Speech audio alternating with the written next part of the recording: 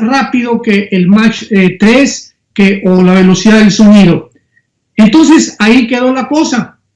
Y ahora que ya se abren los archivos, pues se manifiesta de que realmente hay un testimonio de que hay un fenómeno en el cielo que se considera como los objetos voladores no identificados. Muy bien. Cuando una vez me preguntaron a mí que por qué los cristianos no creíamos en estos objetos voladores no identificados, ya que había evidencia científica, o sea, fotos, videos que de una forma clara denotaban que había un fenómeno en el cielo, aunque claro que hay muchas filmaciones y fotos y fotografías falsas.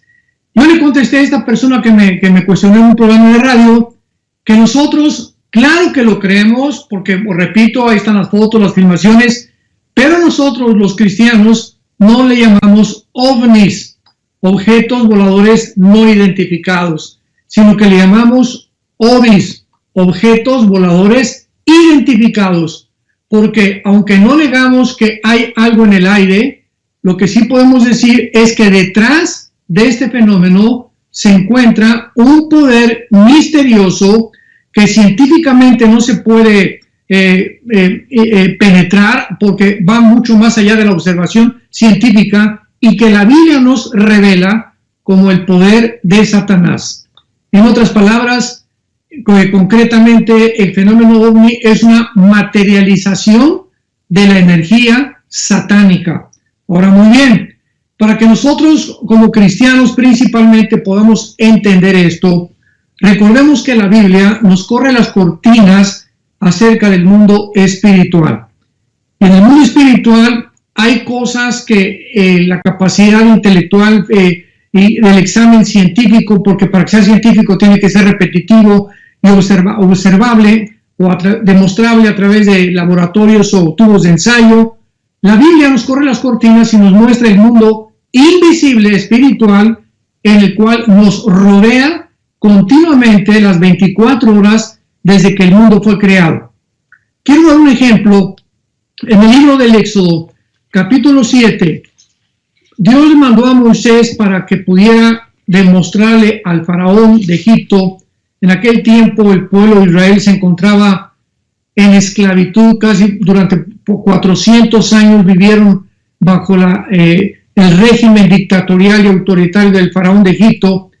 Y Dios le dijo a Moisés, toma esta vara y cuando tú estés enfrente del faraón, aviéntala al suelo y la vara se va a convertir en una culebra. Y este fenómeno o este milagro va a evidenciar que realmente yo te envié. Entonces Moisés se acercó al faraón e hizo lo que Dios le mandó. Pero la Biblia nos revela algo extraordinario, algo asombroso. Y dice en Éxodo capítulo 7, versículo 11. Entonces también llamó el faraón a los sabios y a los hechiceros e hicieron lo mismo con sus encantamientos. Esto nos pone a pensar a nosotros los cristianos para poder tratar de llegar a una conclusión de cómo es posible que Satanás de la materia inanimada, porque una vara no tiene vida, ¿verdad? No tiene vida celular, es algo que carece completamente de reproducción, como una célula que tiene vida. El mismo microvirus del SIDA no tiene vida hasta que entra a una célula y ya se puede reproducir. Pero cuando está en el aire, el famoso microorganismo del coronavirus no tiene absolutamente ninguna vida, más que la composición celular del ADN que lo compone. Entonces, esta vara inanimada se convierte en una culebra. ¿De qué cosa nos habla esto? Que Satanás tiene el poder de convertir la energía en algo vivo. Y esto es impresionante porque él puede hacer que una persona se levite, él puede ocasionar que podamos ver nosotros imágenes o visiones que no son reales, nos puede afectar de tal manera nuestros nervios ópticos que podamos llegar a creer y decir, es que vimos esto. Recordemos que en Alcohólicos Anónimos se califica a las personas que ven imágenes o que ven cosas que no se pueden entender, lo califican como delirious tremens, O sea que un alcohólico, un borracho ve cosas que realmente dice la gente es que está delirando, pero él está viendo demonios, está viendo cosas que no se pueden explicar. Y esto es algo real. Esto no es un delirium tremens. Estas personas intoxicadas realmente están abriendo las puertas a los demonios para que estas criaturas espirituales puedan entrar a su mente y alterar sus facultades, manejar sus neuronas, para que seamos más específicos, que son las células más pequeñas que tenemos en el cerebro. Tenemos billones de neuronas en el cerebro y eso lo pueden manipular estas entidades espirituales. Entonces la Biblia nos enfrenta y nos revela un mundo que completamente insospechado, misterioso, que es el mundo invisible, que desde luego solo Dios pudo habernos revelado.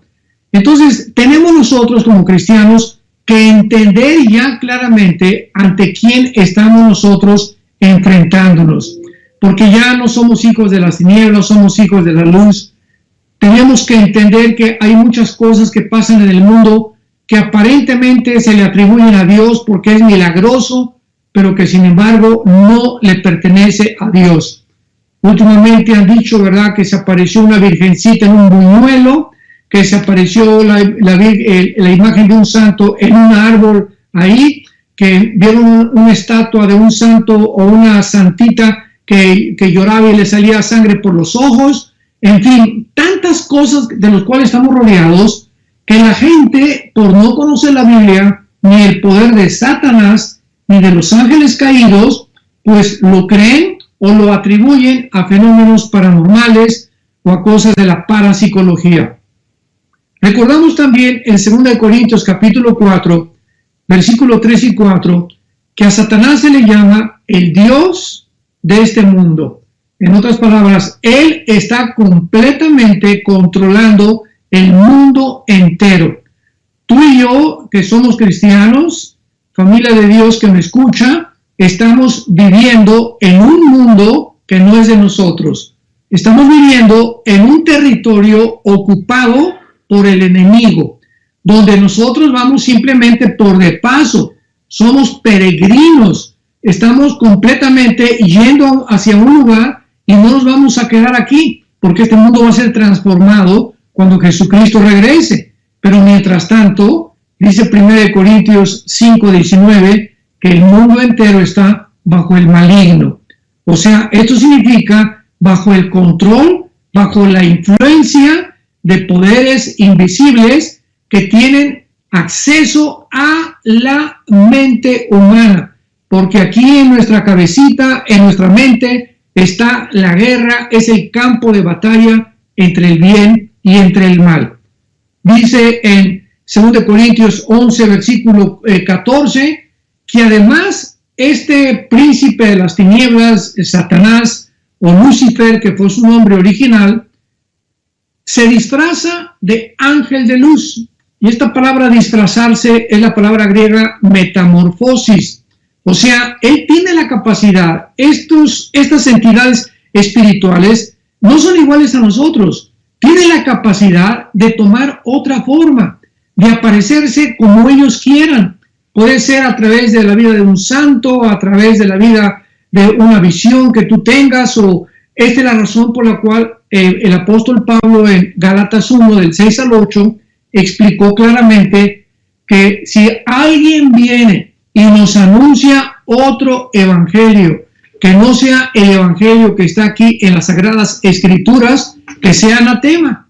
Y dice Pablo, y si aún un ángel se les aparece y les da otro mensaje que no corresponde, ni tiene concordancia, ni tiene similitud, ni tampoco se puede comparar con las Sagradas Escrituras, no es de Dios. Y así vemos que es la forma como estos espíritus, estas entidades espirituales han aparecido a través de la historia de supuestos falsos profetas, como el fundador de la secta de los mormones, José Smith. Quiero dar este ejemplo rápidamente. En el siglo XIX, 1900 más o menos, antes un poquito del siglo XX, a finales del siglo XIX, José Smith era una persona que dijo que se le apareció un ángel llamado Moroni y que él tenía que ir a una montaña para sacar unas tabletas escritas en egipcio cuneiforme. Y cuando él fue, encontró estas tabletas en esa montaña, las desenterró y entonces de ahí salió la traducción del libro famoso del Mormón.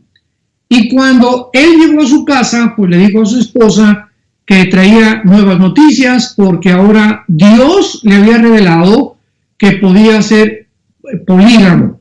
O sea, que podía la poligamia estaba permitida y que podía tener 10 esposas. En aquel tiempo la Constitución de Estados Unidos estaba ya siendo consumada y entonces la Constitución americana prohíbe la poligamía y claro que lo metieron a la cárcel y entonces ahí lo mataron.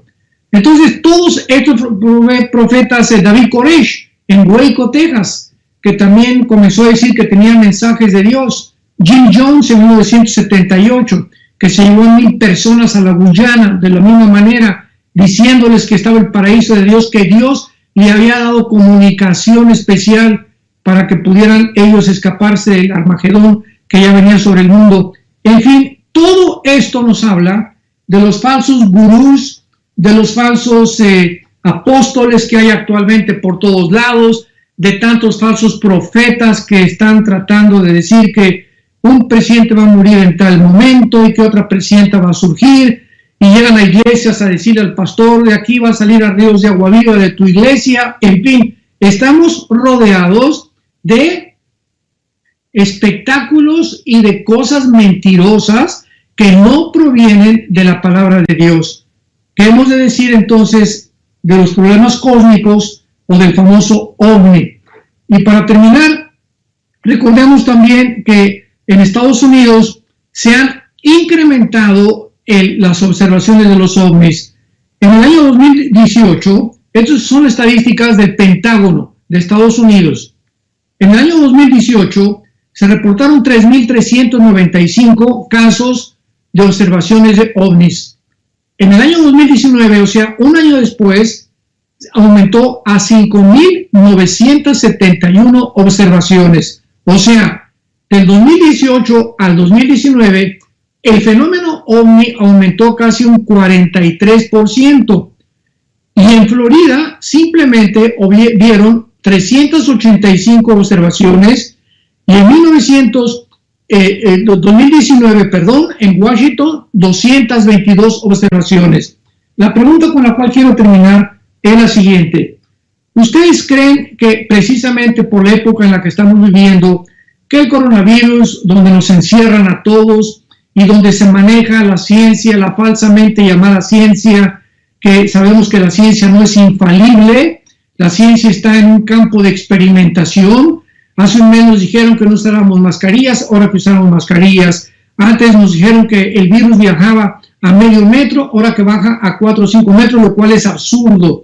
Después nos dijeron que los que morían de neumonía, morían de una cosa virulenta, cuando sabe que una persona que se muere de neumonía no muere por virus, muere por bacterias y que se le tiene que atender con antibióticos o con anticoagulantes. Entonces nos damos cuenta cómo cada semana, en este caso que estamos viviendo actualmente, la ciencia está de cabeza y salen una opinión, otra opinión, y los que contradicen a los expertos ahora los borran de YouTube. Ya no duran sus opiniones, ya se acabó la libertad de expresión. Ellos simplemente están dando otro punto de vista científico porque son virólogos y microbiólogos y están opinando en contra de las cosas equivocadas porque no son dioses ni son dogmáticas tampoco, porque la ciencia así es, va en evolución y en progreso continuamente, pero los borran. Nos vemos con esto, simplemente que hay una agenda detrás, maléfica, que está tratando de detener todo aquello que los supuestos expertos que están ya calificados para dar su opinión sean los únicos que podamos nosotros escuchar.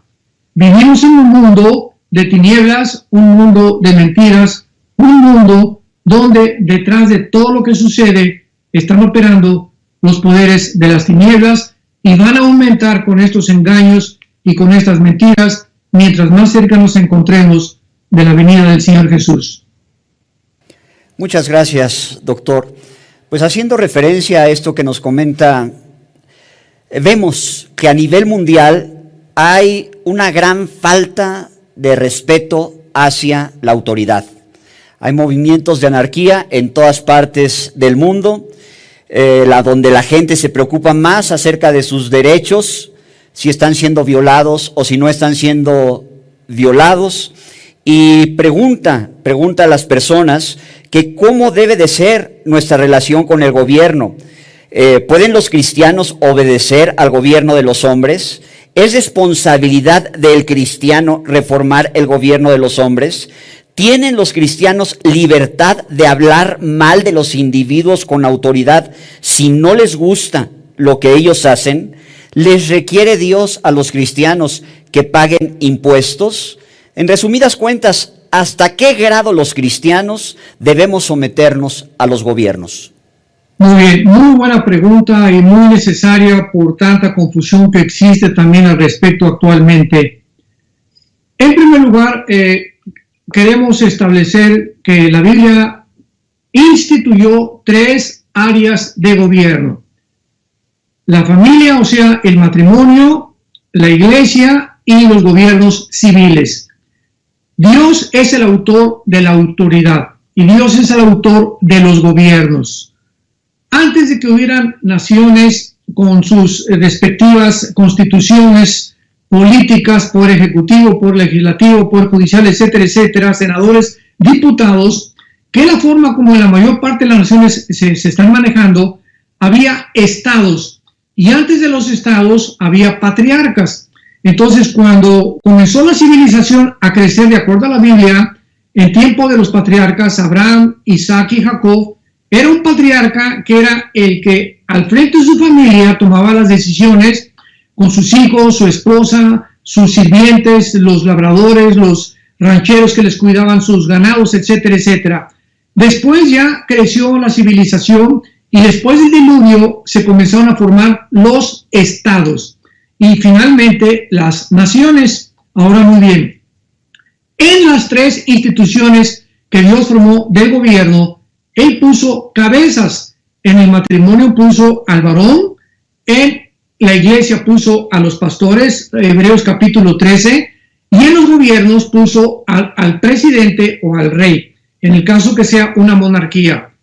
La Biblia nos dice en Romanos capítulo 13, sométase toda persona a las autoridades superiores, porque no hay autoridad sino de parte de Dios, y las que hay por Dios han sido establecidas. En otras palabras, para detenernos un poco, todo el sistema de autoridad que existe tiene una razón de ser. ¿Cuál es la razón por la cual Dios tuvo que establecer autoridades? ¿Por qué hay ejército? ¿Por qué hay policía? ¿Por qué tenemos cárceles? Simplemente por el pecado, por la maldad del ser humano. Es tan grande la maldad del ser humano que se tiene que detener a través, desgraciadamente, del uso de la fuerza y muchas veces de la violencia.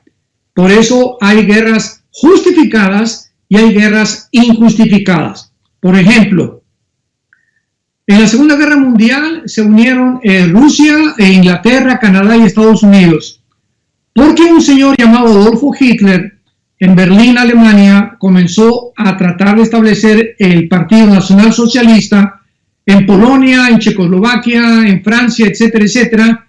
Y a Hitler se le unió otro dictador fascista, Benito Mussolini de Italia, y también se le unió Japón. Cuando el primer ministro Winston Churchill descubrió las intenciones de Hitler, que él quería expandir el nazismo en Europa, nadie le creyó. En la Cámara de los Comunes en Inglaterra lo tomaron a loco. Entonces mandaron en aquel tiempo al primer ministro de Relaciones de Inglaterra llamado Chamberlain.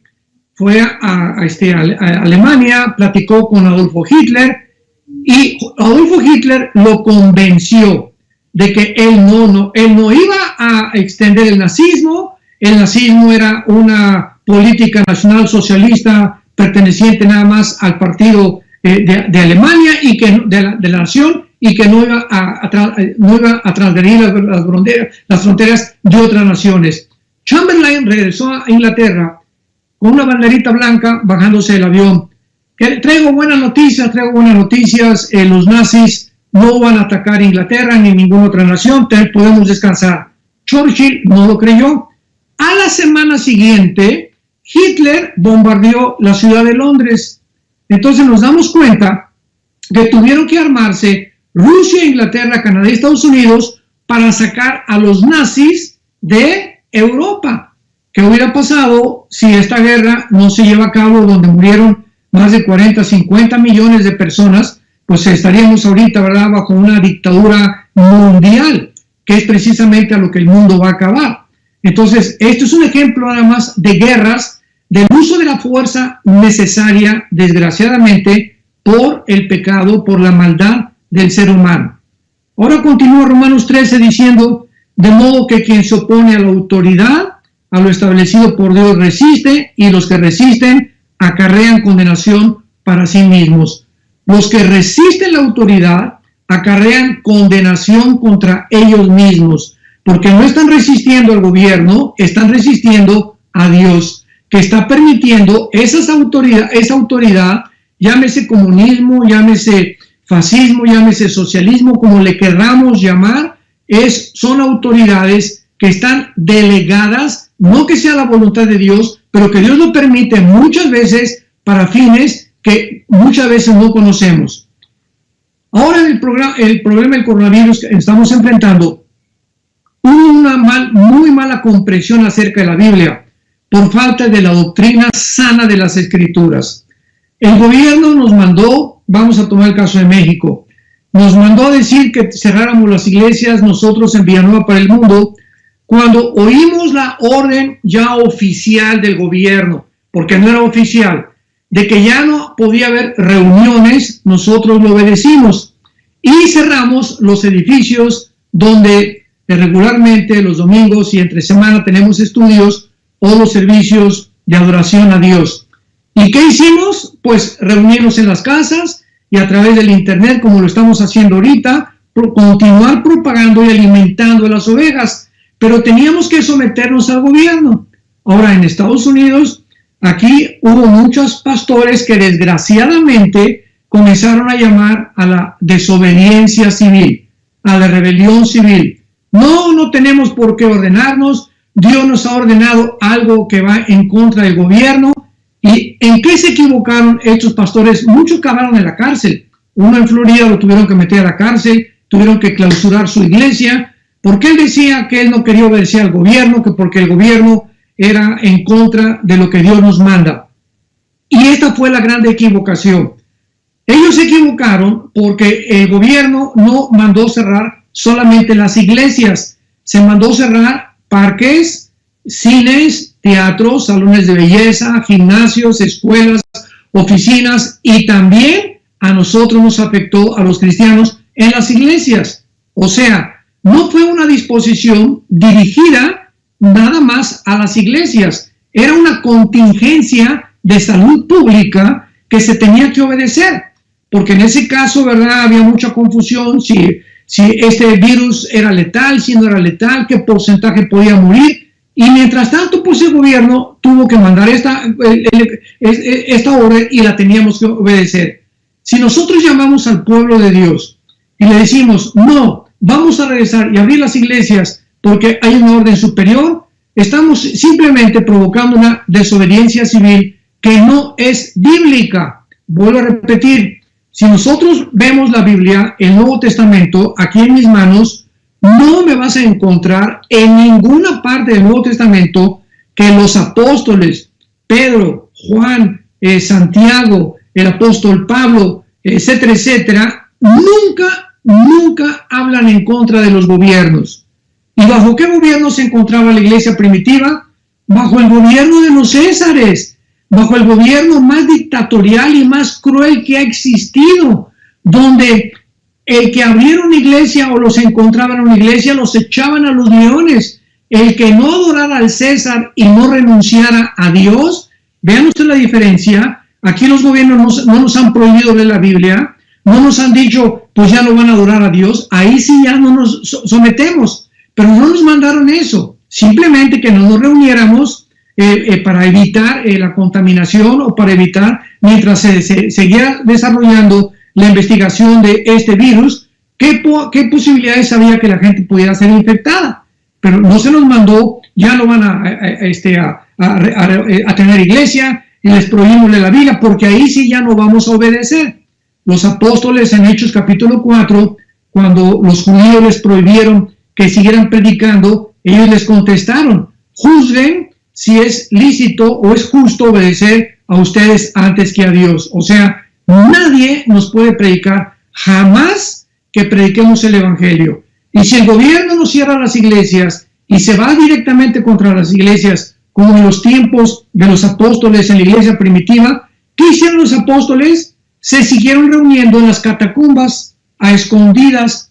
¿Por qué? Porque ahí sí nadie nos puede prohibir reunirnos en privado, ni tampoco en mi casa o en una cueva donde nos escondamos. Pero si nos quieren cerrar los edificios, que los cierren. ¿Y qué vamos a hacer? ¿Vamos a ir a abrir el edificio? Nos van a meter a la cárcel. Entonces es absurdo y es falta de prudencia. Y a continuación, el versículo 4 de Romanos 13 dice, porque los que están en el gobierno o las autoridades son servidores de Dios para tu bien, pero si hace lo malo teme, porque no en vano lleva la espada. O sea, Dios les da la autoridad a los gobiernos de poder ejercer la justicia, el Estado de Derecho, porque es para proteger a los demás ciudadanos. Entonces, en 1 de Pedro capítulo 2, leemos otro pasaje relacionado con esto, y dice el apóstol Pedro con estas palabras en el versículo 13. 1 de Pedro 2, versículo 13. Por causa del Señor, sométase toda institución humana, ya sea al rey como a superior, ya a los gobernadores como por él enviados para castigo de los malhechores y alabanza de los que hacen el bien. Porque esta es la voluntad de Dios, que haciendo el bien, o sea, obedeciendo a las autoridades, hagamos callar la ignorancia de los hombres insensatos. Entonces, cuando una persona dice, pues es que tenemos que rebelarnos ahorita y vamos a proclamar la desobediencia civil y no le vamos a hacer caso al gobierno y vamos a abrir los edificios, porque cuando vengan estas personas que obedecen al gobierno, pues van a obedecer también al anticristo. Estas personas que hablan de esta manera, es una ignorancia impresionante la que tienen de la Biblia. Porque para comenzar, cuando el anticristo aparezca, los cristianos ya no vamos a estar aquí. En segundo lugar, cuando el anticristo mande que la gente tenga la marca de la bestia, como vamos a hablar más adelante, va a ser algo voluntario. Tú vas a aceptarlo claramente porque antes rechazaste a Dios. Y cuando tú rechazas a Dios, la tragedia más grande que te puede suceder es que acabas creyendo en cualquier cosa. Así que no se pueden usar esos ejemplos de que si ahorita no nos rebelamos, tampoco nos vamos a rebelar contra el anticristo. Esto es absurdo completamente. Tenemos que obedecer a las autoridades hasta que las autoridades no violen el principio de hacernos que neguemos a Dios o que ya no podamos seguir leyendo la Biblia. Muchas gracias, doctor. Tocante a esto con respecto a las autoridades, si quisiera ampliarnos un poquito más, porque una pregunta expresa con respecto a la autoridad y a los gobiernos es si Dios demanda que los cristianos paguen impuestos. También oí hace algún tiempo, ¿verdad? Hace algunos días una persona que dijo, es que Cristo tampoco se sometió a las autoridades. Espérame tantito, es impresionante la ignorancia que hay de la sana doctrina de la Biblia.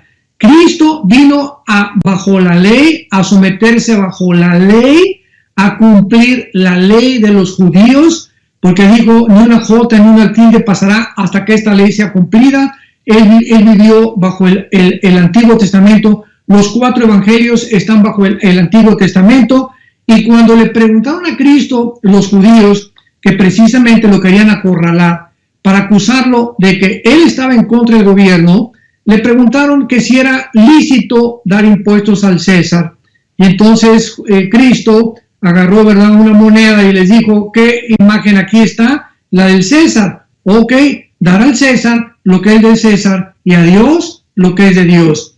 Cristo ordenó que se pagaran los impuestos. Él vino a cumplir las leyes civiles. Jamás él provocó una desobediencia civil. En el tiempo de Cristo hubo varios rebeldes que se levantaron contra los judíos y pues los mataron, acabaron muertos, pero él vino a mostrarnos claramente que el gobierno bajo el cual él vivió ha sido el gobierno más opresor, más autoritario, más dictatorial que ha existido, el gobierno romano. Repito, al grado que te echaban a los leones y tú realmente no negabas a Dios. Entonces, claro que él pagó impuestos, y dice Romanos 13 también, que nosotros los cristianos también, al pagar nuestros impuestos, ya sea que el gobierno les dé un uso adecuado o un mal uso, ese no es nuestro problema. Nosotros tenemos también que pagar los impuestos. Está claro, doctor, muchísimas gracias. Hay un cuestionamiento con respecto al orden económico internacional. El origen de esto está en la Asamblea número 6 de la ONU desde 1974. De ahí a la fecha ha habido varias reuniones y varias asambleas, y recientemente el Instituto Schiller menciona que después de esta pandemia del COVID-19, el mundo no va a ser igual, que el mundo va a ser diferente y todo está orientado hacia el nuevo orden económico mundial. Bueno, pues este es el sueño, ¿verdad?, que ha tenido el ser humano desde el principio de la creación. Desde que vemos nosotros la primer rebelión masiva o colectiva del ser humano en contra de las leyes de Dios, la encontramos en el capítulo 11 del libro del Génesis. Ahí vemos nosotros que se juntaron toda la civilización que en aquel tiempo existía bajo un hombre llamado Nimrod. En Génesis 10, versículo 8 al 10, aparece Nimrod como el fundador de la primera ciudad que se llamó Babel, que se convirtió en Babilonia, que se encontraba en el área actualmente geográfica entre Siria y entre Irak. Entonces se reúnen todas las personas en el capítulo 11 de Génesis para hacer un sigurat o una torre. Y el propósito el motivo, el propósito por el cual reunieron a todas estas personas fue con lo siguiente: edifiquémonos una ciudad, versículo 4, y hagámonos un nombre. Y dice el versículo 4, para que no seamos esparcidos sobre la tierra. En otras palabras, se querían reunir todas las naciones al contrario de la orden de Dios. Perdón, no las naciones, los pueblos. Se querían juntar los pueblos para que estuvieran ellos bajo un solo comandante, bajo un solo gobierno, bajo un solo orden económico, bajo un orden militar. En aquel tiempo ya se veía prever estas tendencias de la maldad del corazón humano. ¿Por qué digo yo de la maldad del corazón humano y por qué es malo esto? Bueno, Dios había anteriormente dicho que se dispersaran por el mundo y que poblaran la tierra. Y ellos, al contrario de esta orden de Dios, se reunieron en un solo lugar para tener el control de una sola persona.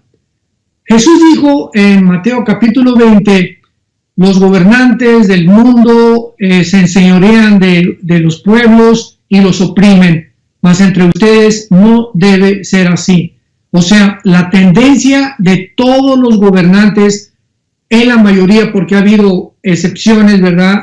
Ha habido personajes como Abraham Lincoln, Margaret Thatcher, Winston Churchill, Thomas Jefferson, un Álvaro Obregón en México, etcétera, etcétera. Personas honestas, gobernantes y políticos que realmente querían beneficiar al pueblo, pero son garbanzos de a libra, como decimos en México.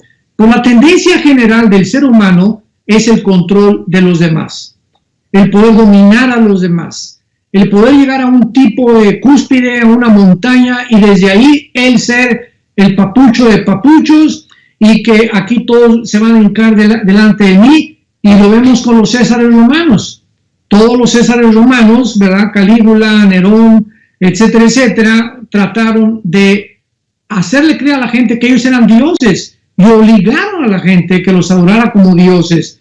Vemos también a Saddam Hussein, a José Stalin, bueno, cantidad de dictadores que pudieron mencionar, Aníbal, Napoleón Bonaparte, todos, Alejandro el Magno, todos llegan a un momento en el que quieren más y más y más. Alejandro el Magno, a los 33 años, ya había conquistado toda Europa, el norte de África y casi todo el Medio Oriente. A los 33 años quería irse, después de que había regresado ya de la India, ahí en Irak, lo que es ahorita Irak, que era Babilonia, ahí muere. ¿Y saben ustedes lo que dijo Alejandro el Magno antes de morir a sus 4 generales? Ya no tengo nada que conquistar.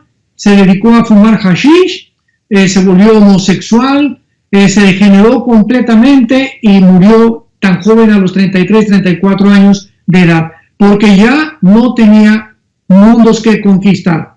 Entonces, este anhelo dentro del ser humano de hacerme un nombre, de que me conozcan, quiero ser popular, quiero estar en la foto, quiero ocupar los primeros lugares, quiero que la gente hable bien de mí, quiero que se fijen en mí, forma parte de la naturaleza caída del ser humano.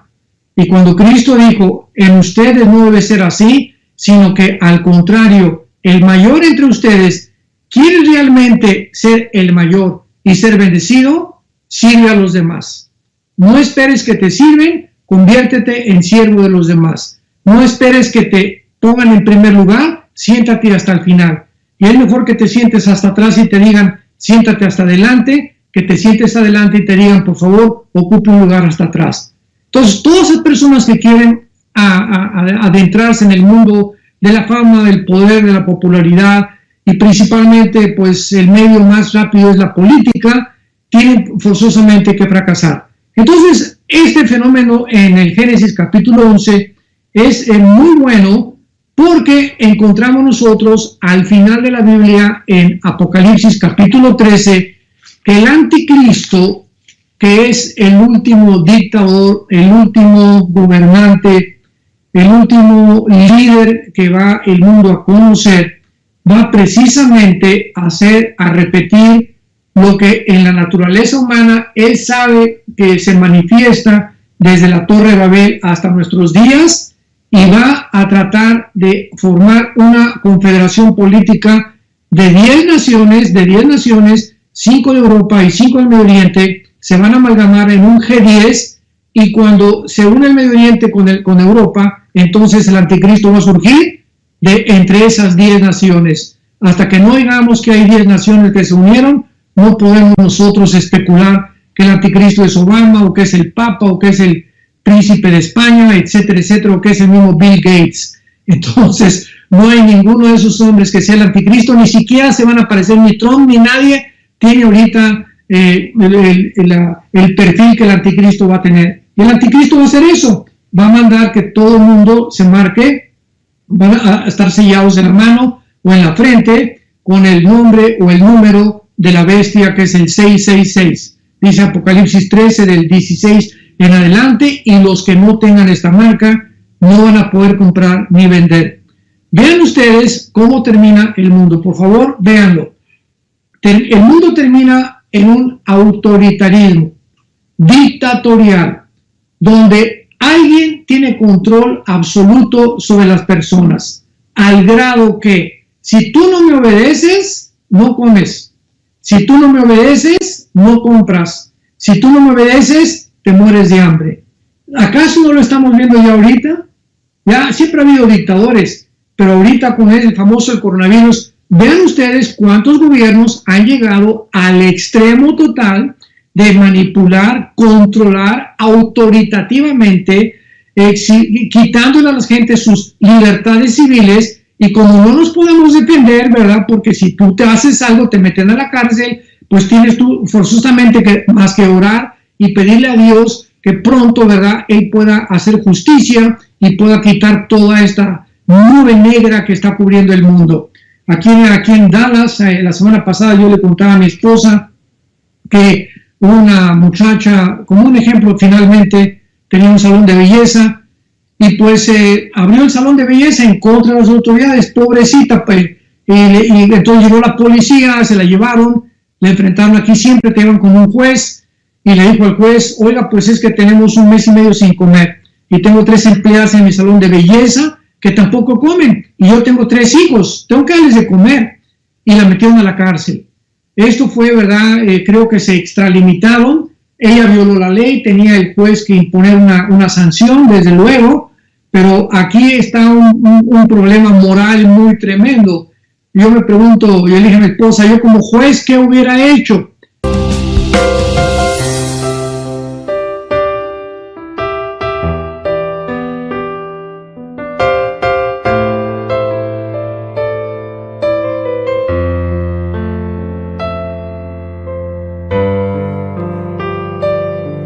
When my heart is heavier, I remember that I have got someone like you in my life. A single day is nothing without you. I hope that my sunshine always be with me.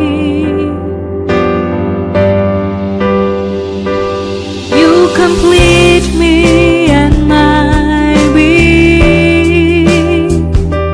Your smile cultivates my heart. I am so not me when you look at me. I forget what I really had to say. This is the magic of your love for me.